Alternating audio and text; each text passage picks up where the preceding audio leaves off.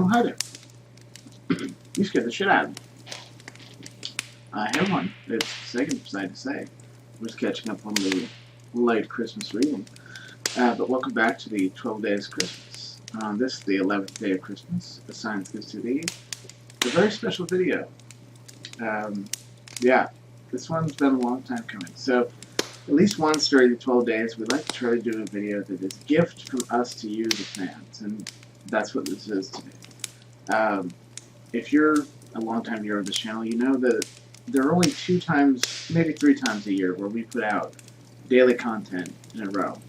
Obviously, right now during the 12 days of Christmas, starting 12 days before Christmas Eve, leading all the way up to Christmas Eve, and then the entire month of October for our annual Shocktober event, as that is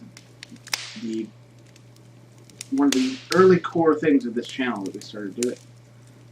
Yeah, we might do some, when there's a birthday thing or whatever, but generally it's those 2 big events where we get things done. And if you go back through our channel, you'll see that, this year we did 31 videos, the year before we did 31 videos, and wait, there's only 30 videos for 2019. Yeah, there is a missing video, and has been a missing video for 2019. I don't speak to years before that because there's definitely been some times where we lost a bunch of footage in the middle of Shocktober and I couldn't do it. But for the last several years we've been pretty consistent, except for 2019. There was one video that was supposed to come out, and the editing became too much of a thing. Like, this is not getting out on time, we have other stuff we need to get out. I'll push it to an Aftershocks video. And that eventually became, well, I'll get it out before next year's Shocktober as a bonus video. That kind of kept getting postponed, and finally I decided I wanted to get it done this year because it's been 3 years in the making. To give a little bit more context of why this was such a problem, here's a screenshot of the actual timeline on Camtasia of the final video before it was rendered. Yeah, there's a lot here, and Camtasia is meant for doing, Camtasia is a great editor for simple video editing, like what a lot of our stuff is, but when you're trying to stack multiple elements on top of each other, the preview window doesn't update as smoothly as it should, so editing this became a real bear because I would move clips in and I couldn't tell if the timing was correct. It got to the point where I'd have to render out clips to make sure everything looked correctly, and it added to the tedium that was already present. So this year because I couldn't move the project to another editor without starting completely over, I just buckled down, worked on it, and found a little bit more efficient way to edit clips by turning tracks on and off, and that made it a little easier to get done, but it was still a lot of work, and I was working on this right up till about 1 in the morning last night. I also want to add that if you do enjoy this kind of video, because it's definitely different from the type of content that I put out, and there's only 1 or 2 videos similar to this on the channel, if this is something you like and want to see more of, I'm absolutely on board with doing more. I will just find a different way to edit these videos so it doesn't take me several years to produce them. I just need a more efficient editor, and I have one, but it's only one I want to use for a project like this. So yeah, let us know in the comments if you enjoy this. So yes, going back to Shocktober 5 was kind of a special thing with that being our first Shocktober. We did a different intro, had kind of a theme, and this video was supposed to fall into that theme. So I'm not going to say much more about it and just let you enjoy the video as is. So without further ado, please enjoy what is, barring a very old video coming out of the Science Say archives, the very last piece of footage that was recorded in my apartment that was my home for 10 years. It's the last bit of unused footage from that time. Everything else is recorded here in the new house. So please enjoy the missing Shocktober video.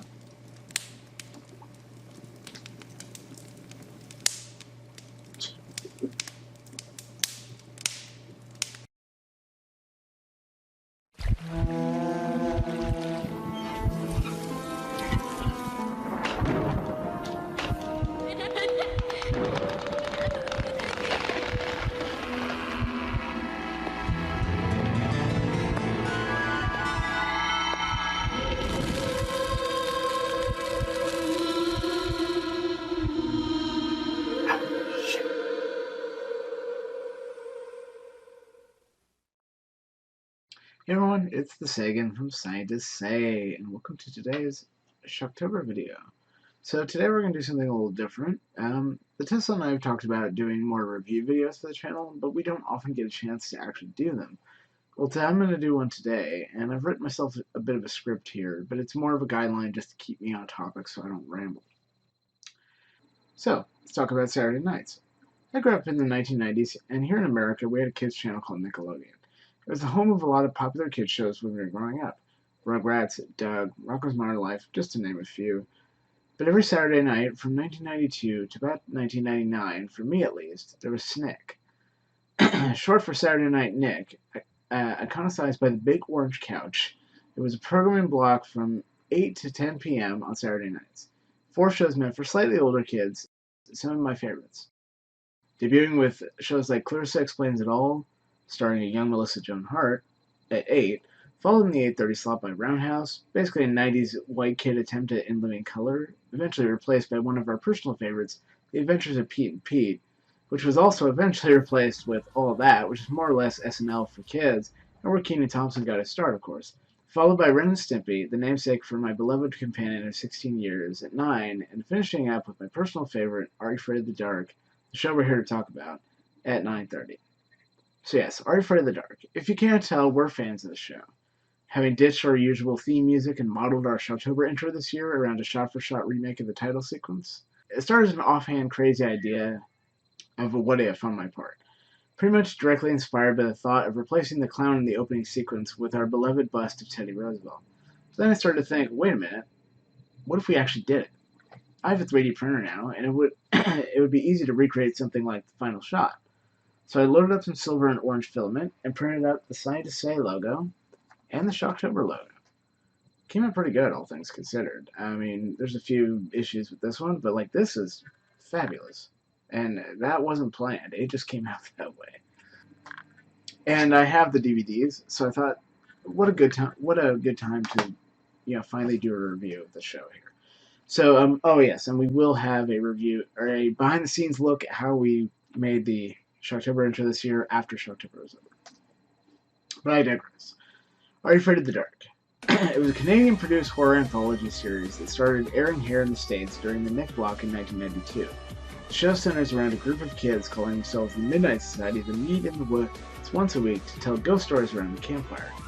Each week, a different member tells a tale, usually themed to their particular style. And let me tell you, some of this shit was scurry to a young kid growing up at the time.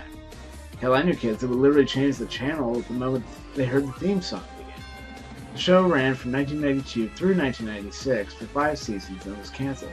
It was revived for another 2 seasons in 1999 to 2000 with a new Midnight Society, ostensibly the next generation, as it was being led by the previous leader Gary's little brother Tucker. These episodes are generally considered not as good as the original run, with 1 or 2 exceptions which we'll get into later. So why do I bring all this up? Is it because Nickelodeon is once again going to revive the series for a limited run as of a couple of weeks ago? Fuck no. Given what they did to Legends of the Hidden Temple, I'll probably not be watching that, to be honest. The steps of knowledge. He's green and he's angry. Relax. He was introducing himself. You can't speak monkey. Actually, I can. Now, I should point out that this is not a best list or a scariest episodes list, though some of these do fall under both categories for me. These are my favorites for one reason or another. Tessa and I may do a joint list later in Shocktober when we get the chance, although time's running out, and we haven't even gotten together to do This Movie's Gonna Suck, which is one of our planned videos. Also, just as a warning, I will try and avoid any heavy spoilers here, but it's not going to be possible to avoid spoilers at all, especially as I'll be including footage from each episode herein. You have been warned. So, without further ado, submitted for the approval of the Scientists Say Society, I call this video The Tale of the Sagan's Top 5 Are You Afraid of the Dark episodes. Number 5. The Tale of the Silver Sight. We'll begin at what is, for me, the end. This is the only episode on this list hailing from the revived 1999 to 2000 series. I felt I had to pay some respect to those seasons here, and this was the clear choice. Despite being the actual Season 7 premiere, this is, in my mind, without a doubt, the grand finale of Are You Afraid of the Dark. It is essentially the movie, a 3-part, 90-minute episode that brings together the old and the new, blurs the line between the story world and the real world, and at the end of it all has you questioning the nature of the entire series. It begins with Gary, the previous leader of the Midnight Society, having a dream of his grandfather begging for his help. He awakens to receive a phone call from his grandmother that his grandfather has just died of a heart attack. He returns home to find that his grandfather left him a letter and a piece of a record. Gary's grandfather is the original founder of the Midnight Society, along with his 4 friends, and the letter contains information on a secret that group has held for 70-odd years. Many years ago, the group obtained a charm known as the Silver Sight from a magic store, not unlike the magic mansion frequently featured in both Gary and Tucker's stories, and soon learning that it has an evil power. In order to stop it, one of the members hid the Silver Sight, and then recorded clues to its location on a record. He broke the record into 5 pieces, and each member of the society received one. Said member then mysteriously dies the next day. Something about Gary's grandfather's death also seems to be involved with the Silver Sight, and is why he made sure that Gary received the record piece. Gary then proceeds to recruit his younger brother and the rest of the current Midnight Society to track down the surviving original members, retrieve their record pieces, find the Silver Sight, and destroy it. What follows is a crazy adventure to track down the remaining members, all of which have fallen into some bizarre variation of hard times, ostensibly due to the power that the site had over them. All while being somewhat followed by a mysterious boy that seems to be connected to the site. As I said before, at times it definitely straddles the line of, is this magic or is it mundane? We're supposed to be dealing with the real world here, not a story. It's also just interesting to get an expanded history on the Midnight Society, the wrapper story for all the other episodes, especially given that the series creator had little interest in developing the Midnight Society characters, as to him they were little more than a plot device when the show was created. As the original run has such a place in my heart, seeing Gary's return as a main character no less was just great. And a special mention has to be given to them managing to pull off a power walk to the goddamn theme song.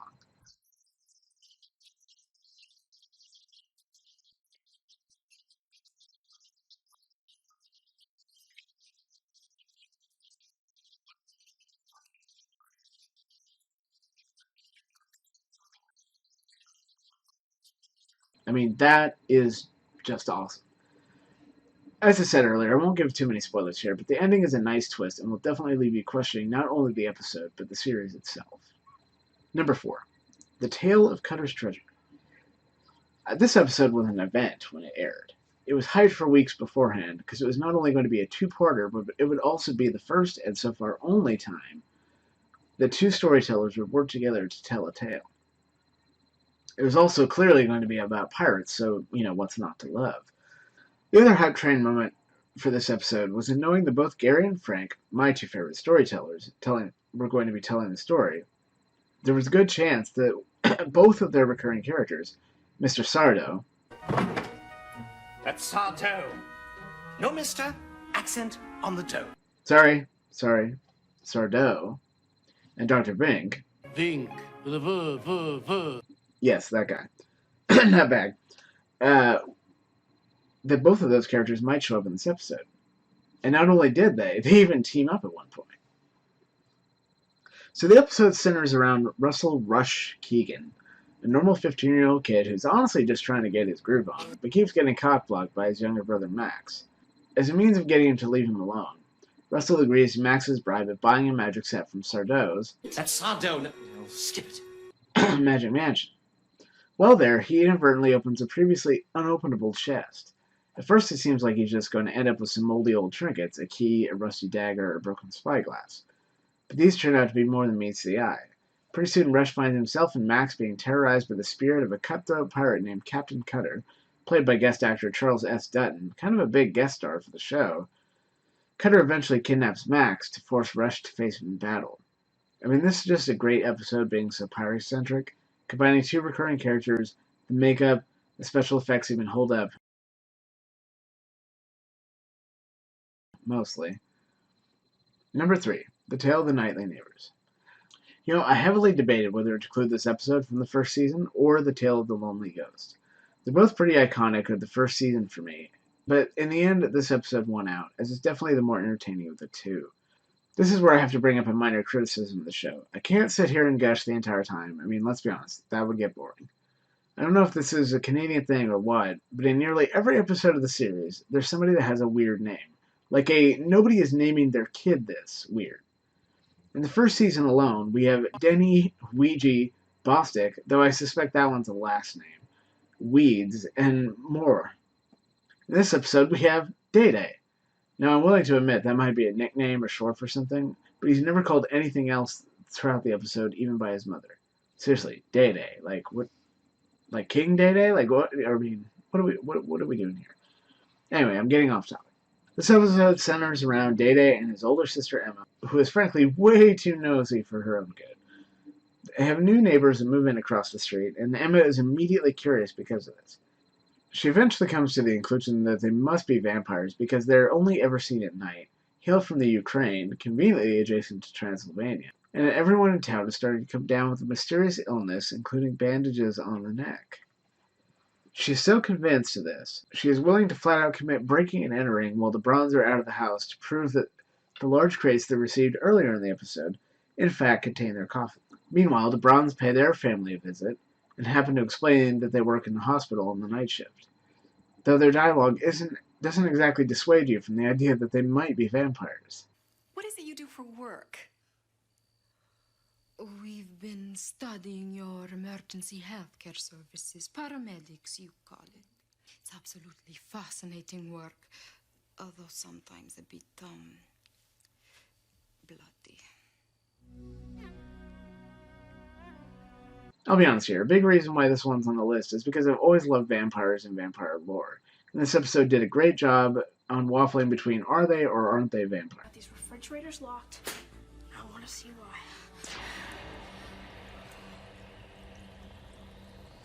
What is it?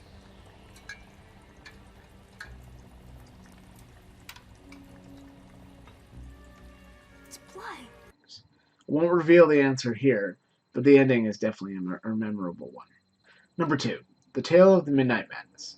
Okay, straight up, yes, this is another vampire episode. You may be asking yourself, do I have some kind of vampire obsession? No, but I do like them.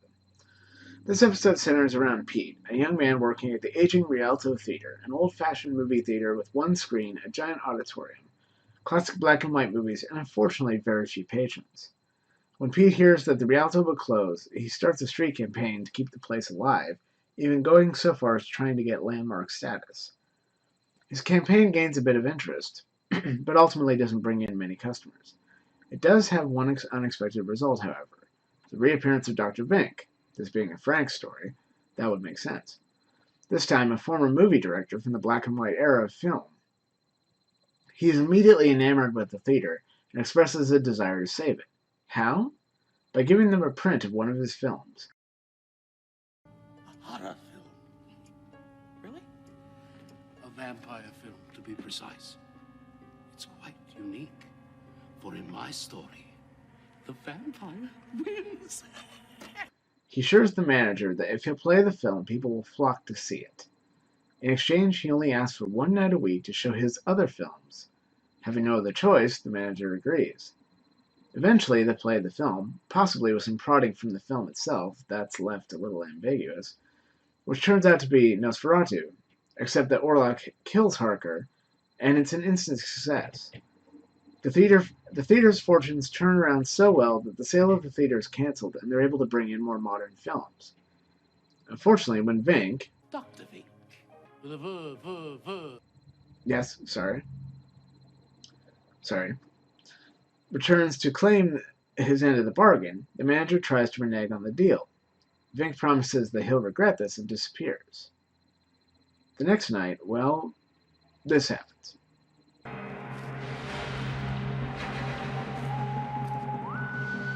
Yeah, nope, my back! Okay, alright, I'll finish the list. But I guess that might explain why I think this shit is still so creepy.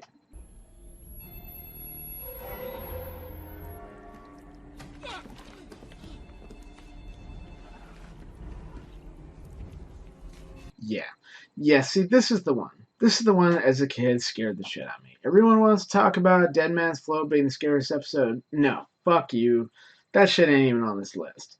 To this day, I have not seen, nor am I really sure I could watch Nosferatu.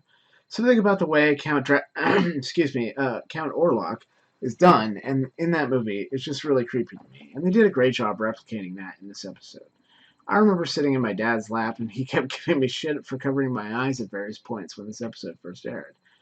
Keep in mind, I was probably, 7 at the time?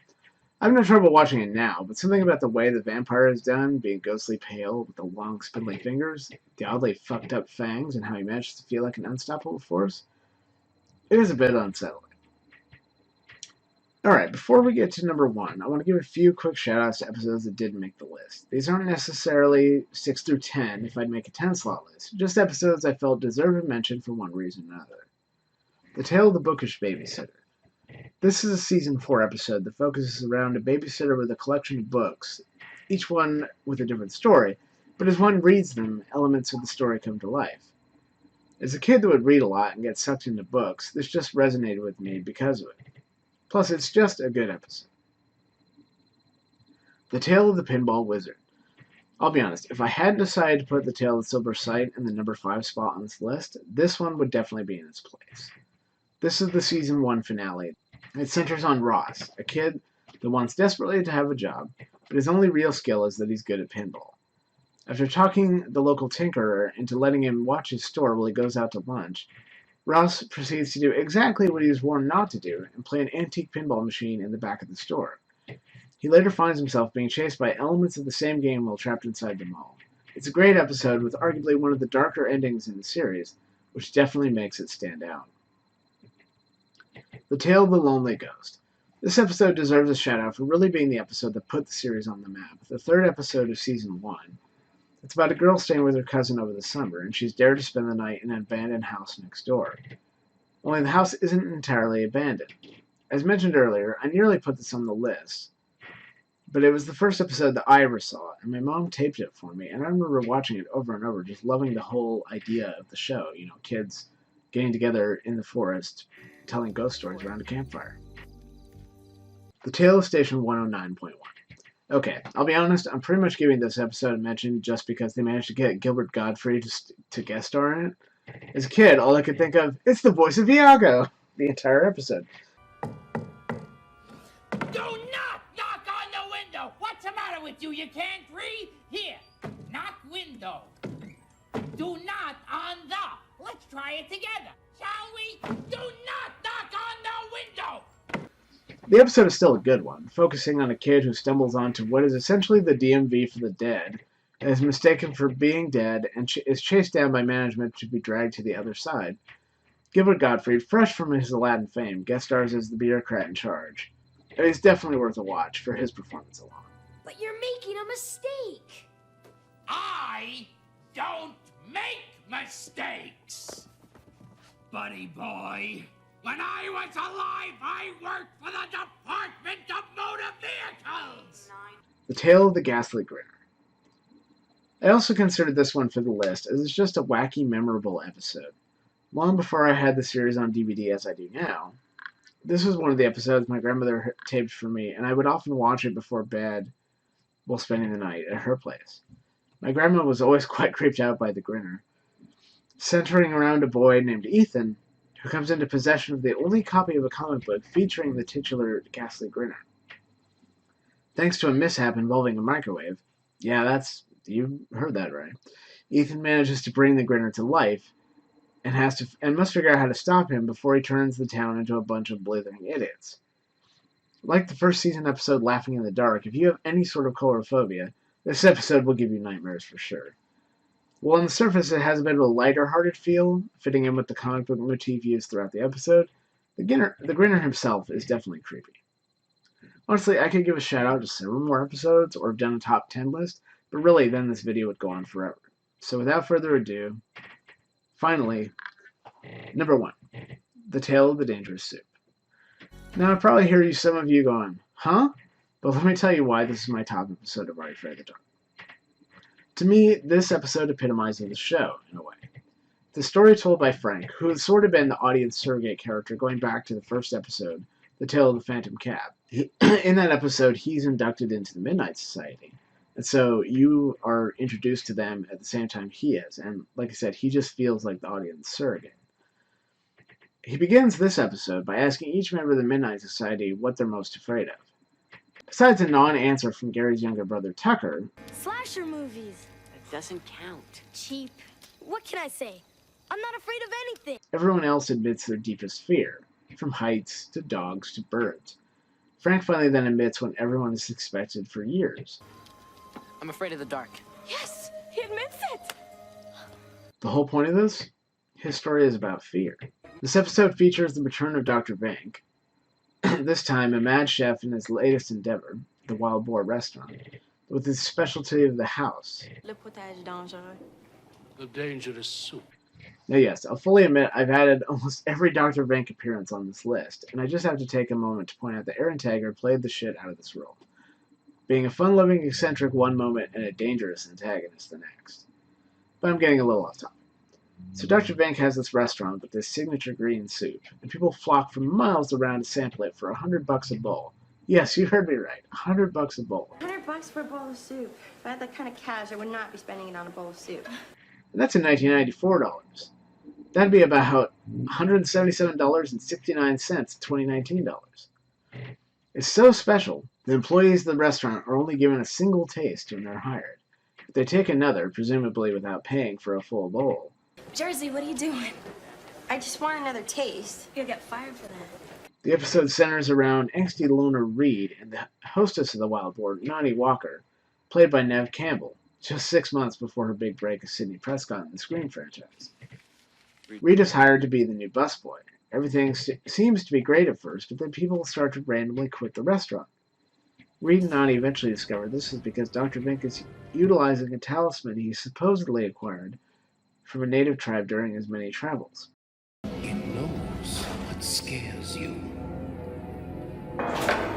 This talisman has the ability to manifest its target's deepest fear and literally leech fear from their mind. This becomes a concentrated elixir of liquid fear, and this is Dr. Vank's secret ingredient for his soup. Vank convinces Reed to give the statue a try, since Reed has repeatedly claimed that Vank and his threats don't scare him. Well, the statue does manifest his deepest fear, but Nani interferes and ends up opening the chamber while the statue is feeding, allowing it to escape. Okay, now this is where I have to stop the review for a moment and point out two of the biggest problems with this episode. First, it contains what is possibly the worst CGI effect anyone has ever seen when the statue escapes.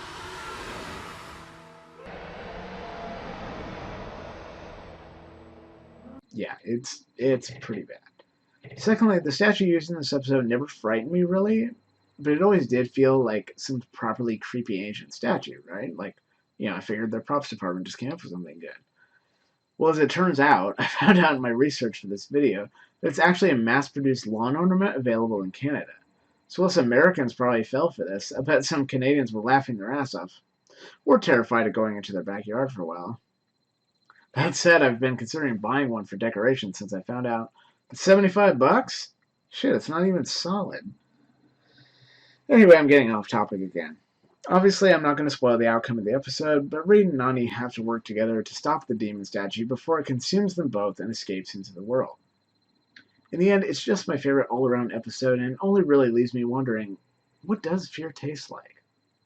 And that's it for my top 5 Are You Afraid of the Dark episodes. It's really been a blast for me to go back and rewatch most of the series while researching this. Some of these I hadn't seen for years, but I was still pretty sure on my choices before I made them, and rewatching it just kind of reaffirmed those decisions. Anyway, I hope you all enjoyed something a little different for today. If you like these review retrospectives, be sure and check out Tesla's review of the Peanut Vendor, and let us know in the comments if you'd like to see more. For now, I declare this meeting of the Scientist Say Society closed. Until next time, you stay classy, Internet.